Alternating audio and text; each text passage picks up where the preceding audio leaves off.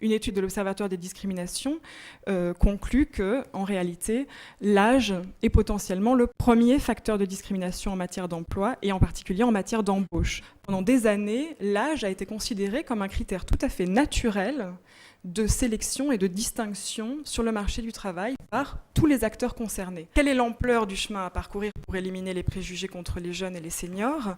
De quels moyens disposons-nous pour assurer une égalité réelle sur le marché du travail entre toutes les générations? Je voudrais tout d'abord remercier Élise Muir de m'avoir invitée à cette table ronde qui me donne l'opportunité de venir vous présenter les résultats d'une recherche qu'avec Vincent Karadec et Claire Lefrançois du GRAC, de l'Université de Lille 3, nous venons d'achever. Recherche de 2 ans, portant sur la rencontre récente entre âge et discrimination. Nous avons travaillé à partir de 3 volets qui sont autant de terrains. D'une part, l'étude de la diffusion de la thématique de la discrimination sur l'âge dans l'espace national, dont je vais vous faire l'écho aujourd'hui. L'étude de la prise en compte de la lutte contre les discriminations par l'âge ou du souci de la diversité selon l'âge dans le domaine de l'emploi. Troisième volet, l'étude de la manière dont la catégorie de discrimination se trouve appropriée par les seniors, notamment à travers une enquête auprès des associations de quinquagénaires qui se mobilisent contre la discrimination sur l'âge. La notion de discrimination sur l'âge a reçu une acception restrictive en France. Délaissant les jeunes, elle s'est focalisée principalement sur la population des seniors, entendue au sens lui-même restreint d'actifs âgés, et non comme l'ensemble des personnes âgées. J'insisterai ici sur le premier volet qui consiste à retracer les logiques de la diffusion de la discrimination sur l'âge dans l'espace national. Le plus souvent, la discrimination sur l'âge est médiatisée seule, indépendamment des autres facteurs de discrimination, mais qu'elle tend cependant à leur être plus fréquemment associée à partir de 2004. Et on peut facilement faire le lien avec la création de la HALD, évidemment. Cette notion s'est diffusée en France selon 2 grandes dynamiques. La dynamique antidiscriminatoire, qui trouve sa source donc dans l'article 13 du traité d'Amsterdam et qui a été transposé en France dans la loi de novembre 2001. La seconde dynamique repose sur la préoccupation pour le niveau d'emploi des seniors qui émerge à la fin des années 90, début 2000. Alors ces 2 dynamiques ne sont pas parfaitement étanches, bien sûr, et il arrive qu'elles s'entrecroisent. On peut cependant faire l'hypothèse qu'elles sont en partie indépendantes et qu'il est possible de suivre la manière dont l'une et l'autre se diffuse et se déploie dans l'espace national français. Alors j'insisterai sur la première. La thématique antidiscriminatoire s'est focalisée sur les discriminations raciales. Puis un mouvement s'est dessiné, marqué par une reconnaissance progressive de la discrimination sur l'âge, comme discrimination à part entière, dans le cadre notamment de la loi de novembre 2001, qui interdit les discriminations dans l'emploi fondées sur un ensemble de critères parmi lesquels figure l'âge.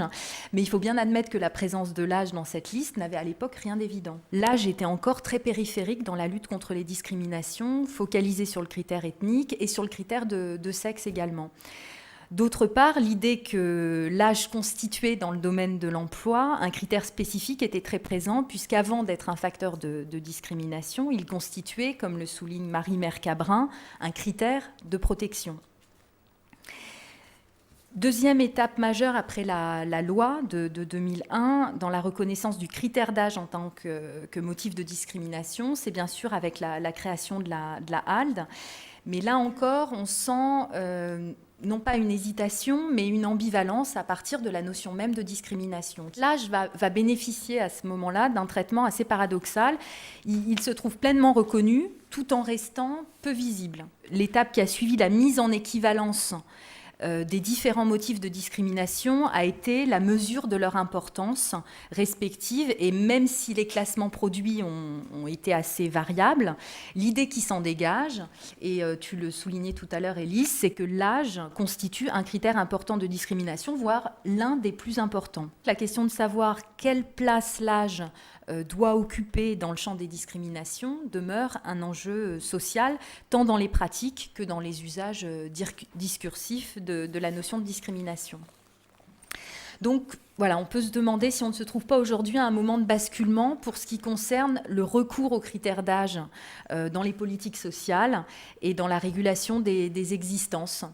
Moi, je vous propose de parler un peu de de ce qu'a fait la HALD depuis sa création. Donc la HALD a bien été créée en application d'une directive communautaire. C'est bien une autorité administrative indépendante, donc elle n'est pas chargée d'appliquer des politiques publiques.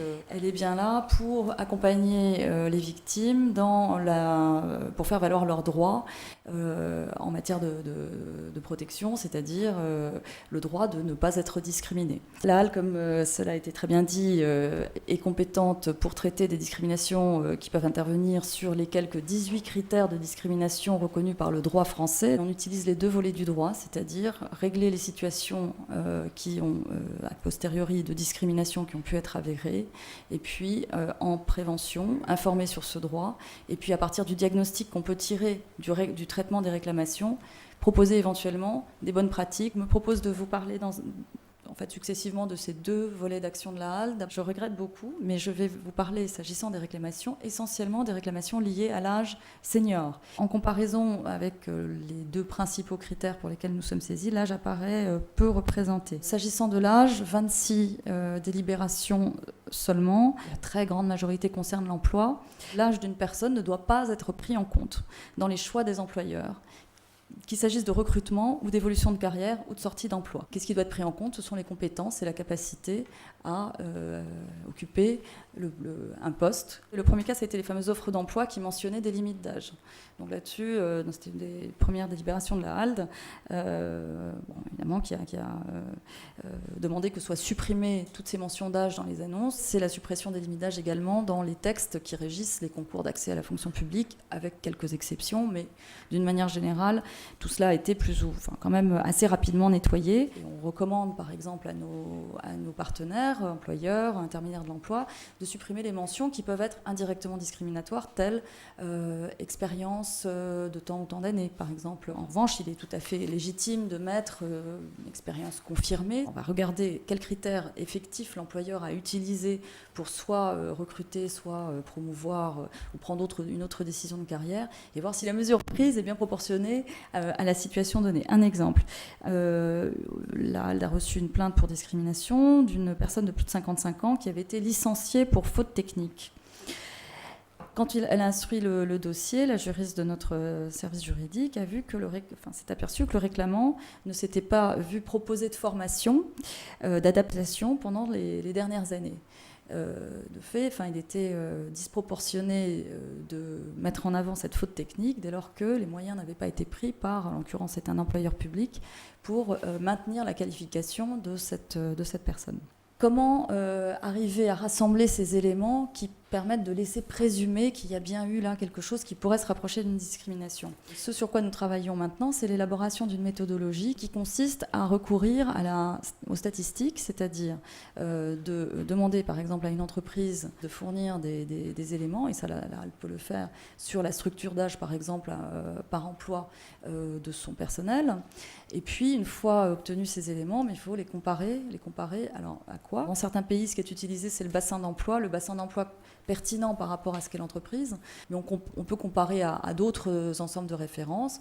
Par exemple, le vivier de demandeurs d'emploi, c'est-à-dire si systématiquement sur le recrutement, par exemple, une entreprise apparaît dans ses chiffres comme recrutant un nombre de seniors, on va le dire pour aller vite, inférieur à la structure d'âge des demandeurs d'emploi dans son ressort géographique, on a là peut-être quelque chose qui commence à ressembler à un indice suffisant en tout cas pour laisser présumer la discrimination. Et sur le volet, cette fois-ci, promotion de l'égalité, prévention. On a des initiatives gouvernementales intéressantes, comme celle consistant à sanctionner à échéance 2010 les entreprises qui n'auront pas mis en œuvre des plans d'action pour améliorer la gestion prévisionnelle de leurs salariés seniors, mise en place d'indicateurs, expertise de bonnes pratiques. Bon, tout ça semble effectivement aller dans le bon sens. La loi oblige à négocier sur 3 sujets, l'égalité homme-femme, le handicap et l'âge, dans les branches et dans les entreprises qui ont plus de 300 salariés. Et donc nous avons travaillé avec les organisations syndicales pour essayer de les inciter à jouer leur rôle pour obtenir que ces négociations soient bien lancées. Nous dialoguons avec les grosses entreprises, un peu plus de mal avec les PME, et ce que nous proposons, c'est les modes d'emploi, le mode d'emploi pour essayer d'éviter de discriminer.